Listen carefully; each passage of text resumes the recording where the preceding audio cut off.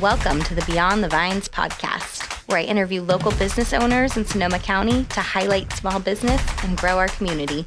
I'm your host, Amy Ahlers, a mom, realtor, and Sonoma County native, and I'm excited to connect you to some amazing people in this beautiful area that we call home. Welcome back to the Beyond the Vines podcast. Thank you again for listening and tuning in. I would love if you have been following this, if you could hit like and subscribe. That would be so beneficial, not just for the podcast, but also for the small businesses that have been featured on the podcast. I would also love your help in spreading the word. I am getting such fun feedback from everybody that has been listening about all the new businesses they're learning about. We have so much to offer in Sonoma County, and I'm just so excited to share that with you. So thank you so much for listening. With that being said, I am here today with a good friend of mine, Allie Cates. She is a mental health coach, and I am so excited to hear more about what she's been working on. I know many of you know her already, and I think this will be so insightful for all of us to hear more. So with that, welcome, Allie. Thank you so much for having me. I'm excited to be here. I'm so happy you're here. This is really, I think this is going to be such an on-topic episode, but also just a really insightful episode. So I'm excited. Thank you. Wonderful. Can you tell me more about how you became a mental health coach, what that means, and also how you started your practice? Yeah. So kind of a Reader's Digest version of my story. At 22, my husband and I lost 3 people in 9.5 months. Wow. And it brought up a lot of repressed trauma that I had really disengaged from and completely forgot about. I had suppressed it for so long. And we actually went on to lose 7 people in 2.5 years. Oh my gosh. So it was intense. And I was having all of these really deep kind of emotional feelings that I had kind of shoved under the rug. And so I went into intense trauma recovery and nervous system work with someone actually local here in Petaluma. And it's funny because back then, TikTok wasn't a thing. We didn't know about healing journeys. We didn't know about trauma. So it was really hush hush. And I had a lot of shame around it. And then at 25, at 26, 3 weeks before Ryan and I got married, I got diagnosed with late-stage Lyme disease and the whole autoimmune stuff.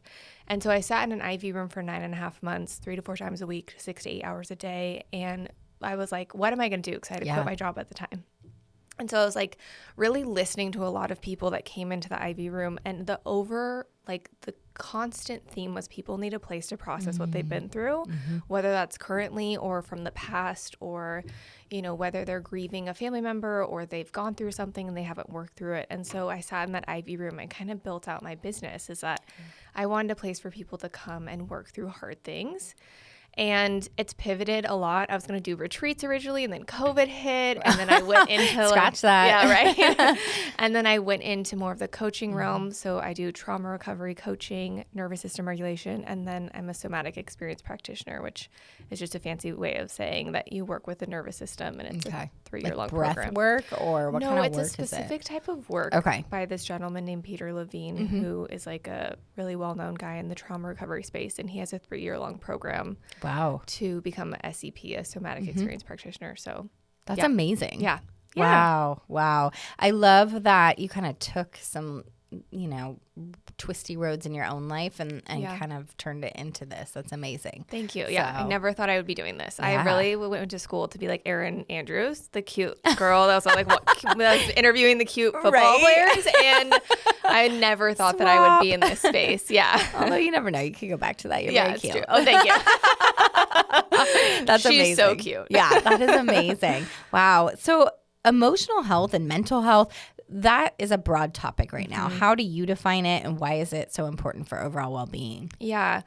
So really, I think everyone, especially during COVID, I feel like if you talk to people before COVID and I was like, hey, this is what I'm going to do, they're like, yeah. And then during COVID, people were like, oh, people really need this. So I feel like it's such an important topic. I mean, your mental health and your emotional well-being, right? You have emotions every day. You might have multiple of them. You might have none of them because you're dissociated from them. But it's really important just for our overall well-being, right? If we're in a place of fight or flight, it's going to affect our hormones. It's going to affect how we conduct business. It's going to affect how we interact with other people, how aggravated we get when we're driving on the freeway if someone cuts us off. Right? It's going to affect these things. Your whole life. And so for me, it really is when you talk about kind of mental health or trauma recovery and nervous system regulation, It's anything that's kept you in a space of fight or flight longer than it takes to outrun the metaphorical tiger, right? Which should be around like 5 minutes. Right. So if you've been in fight or flight, that's going to affect your mental health, which is then going to affect your physical health. Yeah, and absolutely. I was, an example of that. Wow, that's so interesting. Do you meet with most of your clients in person, on Zoom? Like, how does that work? Yeah, both. I have a really strong online practice right now, starting to build out in person more and more. Great. But yeah, it's mainly been on Zoom. But I Wow, have a that's couple amazing. in-person clients. Yeah. I would imagine for some people that Zoom experience would almost feel more comfortable. Yeah, it's interesting. I've like met with clients that I will like see on Zoom for a couple months and then we'll meet in person because I'm either like traveling there to see your friends. And they're like, this is such a different experience. Wow. Right? Yeah. Because when you're working with something that's like so intense, sometimes it is nice to feel safety in like your own home or whatnot. So yeah, it's been Very interesting. true. Yeah. That's right? really interesting. And I assume mostly adults you work with, or do you work with kids as well? I don't work with kids. Yeah, I feel like yeah. I want to eventually because they're like, I want to do like equine therapy with kids. I think that would be so good. Yeah. That would be amazing. Very cool. What are some common challenges that people face and how do you help navigate those? Common stuff that I see a lot of is a lot of people come to me when they're having some type of autoimmune health kind of crisis starts to show up. I feel like I'm kind of the last ditch effort almost. People are like, I've done holistic, I've done this, I've done talk therapy. And they're like, I need something different. So I feel like there's some type of body element that's showing up, whether it's chronic pain or fatigue or some type of illness is when they usually show up. And we're working on just stabilizing their nervous system so that they can find safety in their body because that's how autoimmune diseases show up. That's what I was going to say, that connection, which is so probably similar to what you experienced. Yeah. Right? Yeah. I mean, 100%. That was something Triggering and brought it on. Yeah. And it was also something that like, I think so many people just kind of go, and they run over their bodies because that's how we've been, programmed in this day and age. Absolutely. And so when people actually have a minute to slow down, they're like, oh, there's something off. Right. Like something's not feeling good. Either it's anxiety or depression or whatnot. That's such a good point. I just sent my husband like a text the other day. I'm like, someday things will slow down and we'll actually like be able to catch up. Yeah. We have like 5 kids, right? 5 kids and very busy careers, both of us. So so I get that like constant on the hamster wheel. Keep going, keep going. But it's like it serves you. It serves you for a purpose. For sure. That's why moms have hormones, right? To get them through those time periods when they have a newborn. Like, I think that's a great point. Right? I think everyone right now, it's like, oh, you're in fight or flight. It's not helpful. And I'm like, no, it's to keep you alive. Like there's a reason why we have a fight or flight response, right? It's when it's happened for too long, too much, too fast, too soon. Yes. It's when it starts to show up. Yeah. Interesting. That's really, good clarification.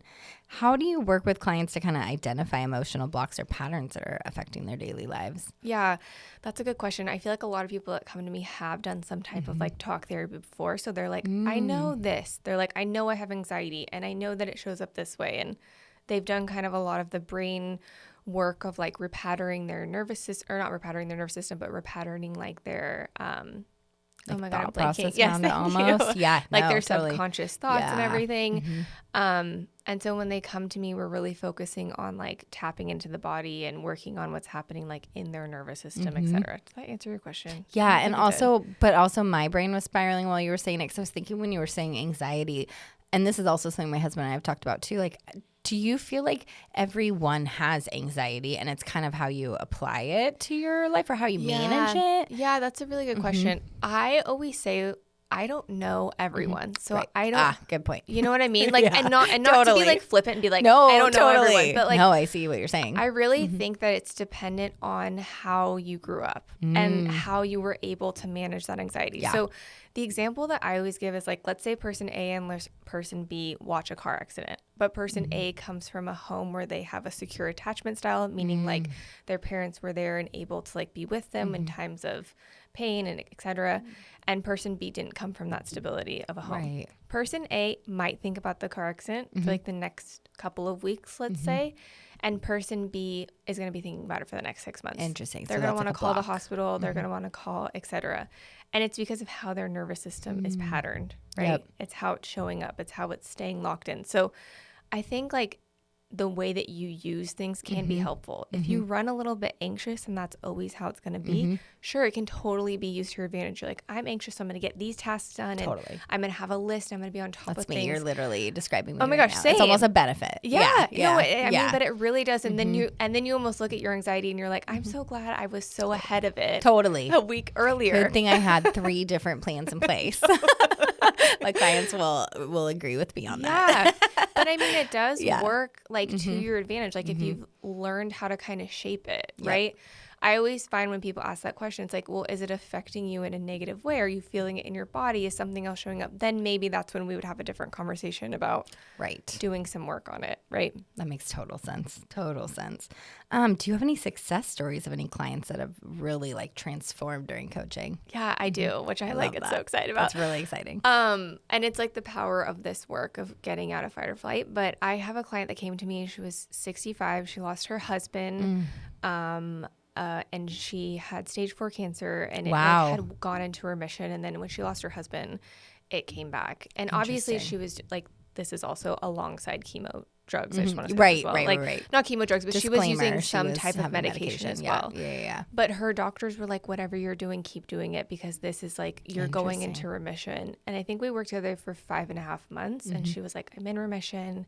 And we worked through a lot of grief and just a lot of pain around like losing her husband, how it happened, and incredible. So I have another story of a lady that had ulcerative colitis, and she was 30 when she came to me, and she's like, I've done everything. She's like, I was on the IVs, I was on the antibiotics, I've done homeopathic, I've done all of these other kind of alternative remedies. She's like, this is the last thing that I need to do. And she was trying to get pregnant. And she had been going in and out of like eating disorders, etc., because of the ulcerative colitis and the stomach pain and all of that.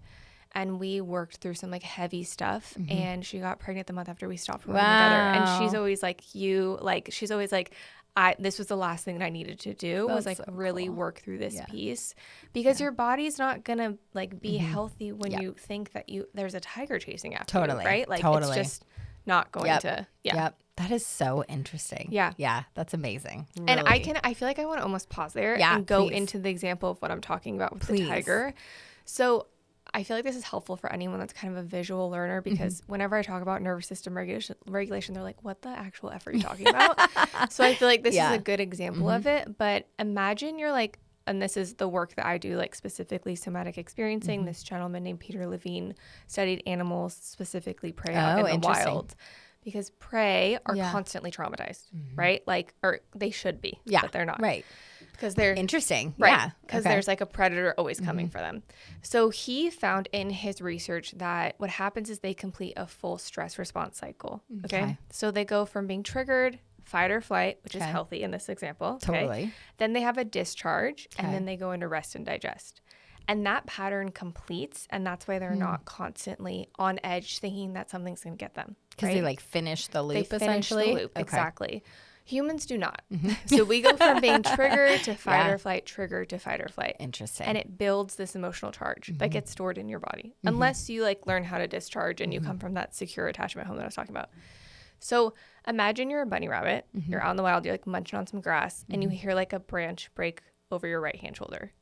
That's a trigger. So you're going to look over your right hand shoulder. You're going to be like, I'm going to run away from this coyote. So you're going to run, fight or flight. Then you're going to come to a place where you're like, I'm safe now. You're going to have a discharge. You're going to shake. You're going to do whatever your body needs to do to process it.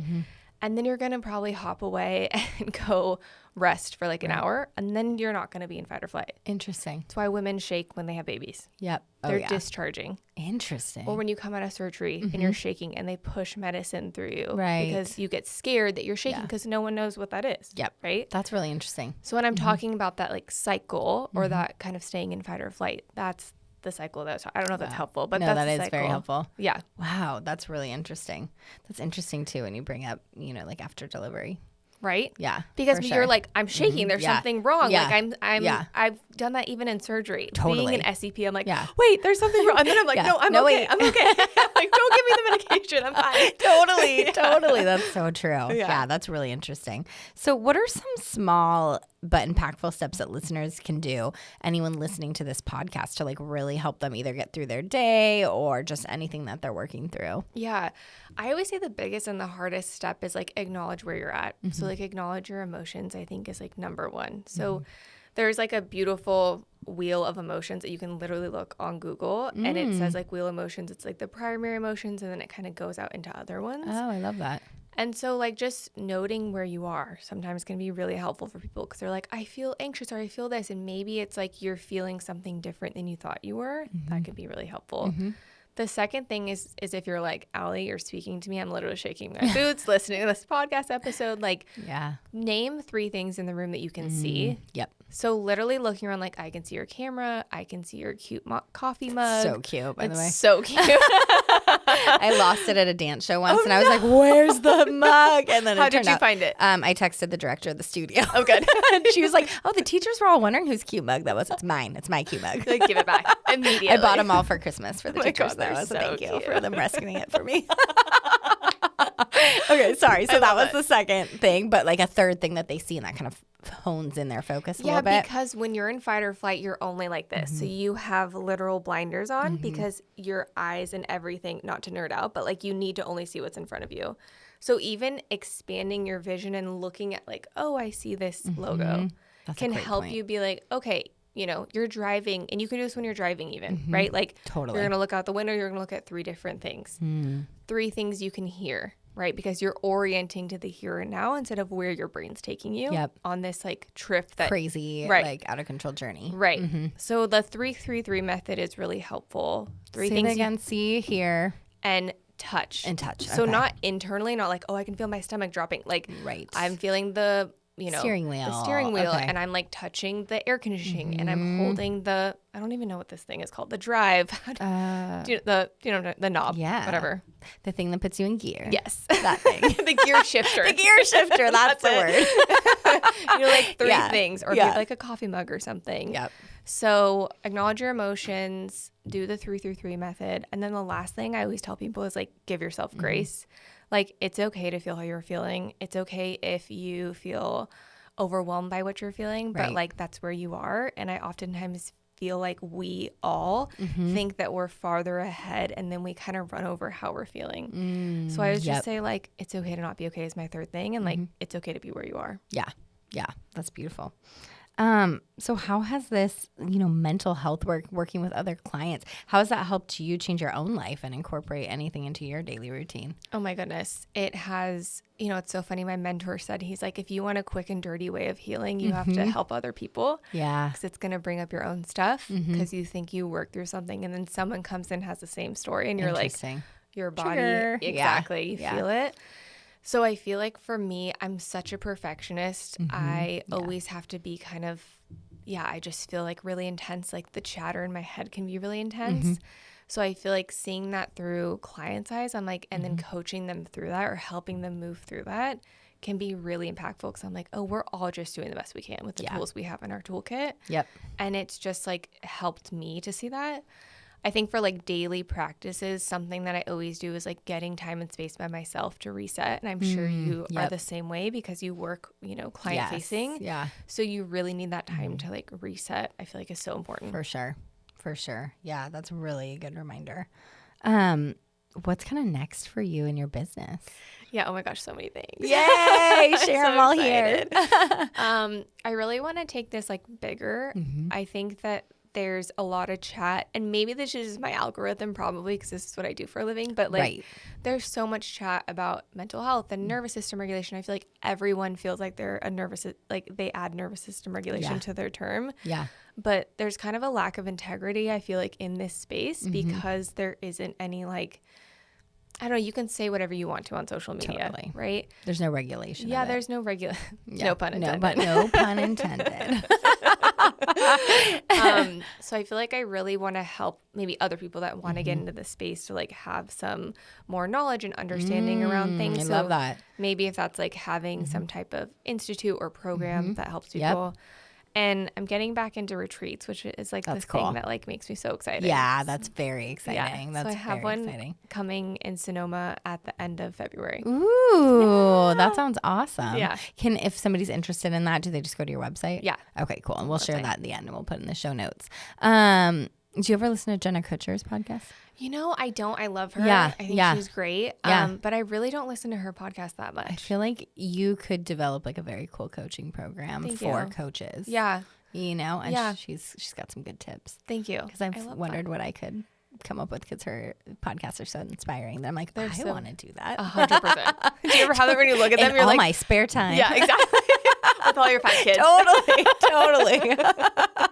Maybe someday I'll do that. But I think that would be a cool resource for you. She's got some great information. That's so, good to know. You're like the 5th person. Really? That has suggested literally, that? I'm like, I know. I follow her on Instagram. I think she's great. She's brilliant. She's so good. Yeah. No, you got to listen to her podcast episodes. And if you were ever to do a podcast, she has a lot of episodes about doing a podcast. Oh, I love too. that. So Yay. yeah. So anyways, that's amazing. Kind of coming off work for a little bit. What are 3 fun facts about you? I love horses. This has been something that like actually has been through my own kind of healing work has come back into my life. So I ride not professionally at all. I just like love to be out there. I'm 6 years sober in December. I don't think I knew that. Yeah. Okay, cool. Yeah. That's been a really part of my own journey and working through a lot. What's the last one? 6 years is a long time. Congrats. A long time. Yeah. Thanks. Yeah. Last one. Oh gosh, I don't know. It's okay. I'm gonna try to think if I mean, you obviously like to work out because you were my bar teacher a long time ago. Oh yeah, and I was a Pilates instructor back in the day. There you go. Which is my favorite kind of workout to do.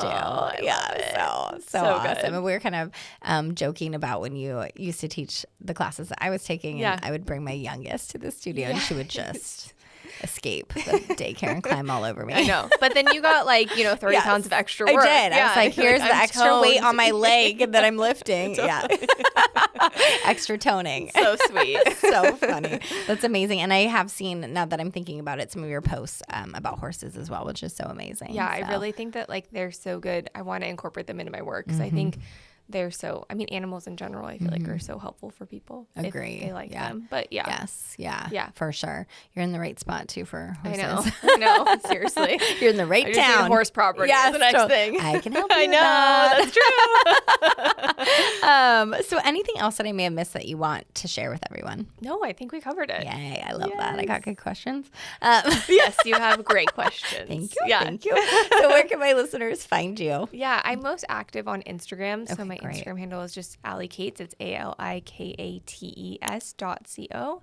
And that's for TikTok. That's my website. That's everything. I love that. You have a great Instagram presence. I'm not on TikTok, Thank but you. I do follow you on Instagram, and it's really, you've done a great job with it. Thank you so much. So It's wonderful. been a labor of love. It is a whole another level of the beast. business. Yeah. It's a whole beast. It's a separate overwhelming. business, let's be honest. It really is. And I try really hard to do well on it. And sometimes I'm like, well, that's not getting posted today. So wonderful. Thank you so much for coming in today. It was so good to kind of hear more about what you do. So thank you so much for having me. It's been great. Of course. You're such a good host. Oh, thank you. Yeah. Awesome. Jenna Kutcher. Yeah. I'm just kidding. No, don't deny it. You have it. Thank you. Someday, Thank you again. And thank you for listening. If you like what you hear, please be sure to like and subscribe, learn more about Sonoma County and all that we have to offer here.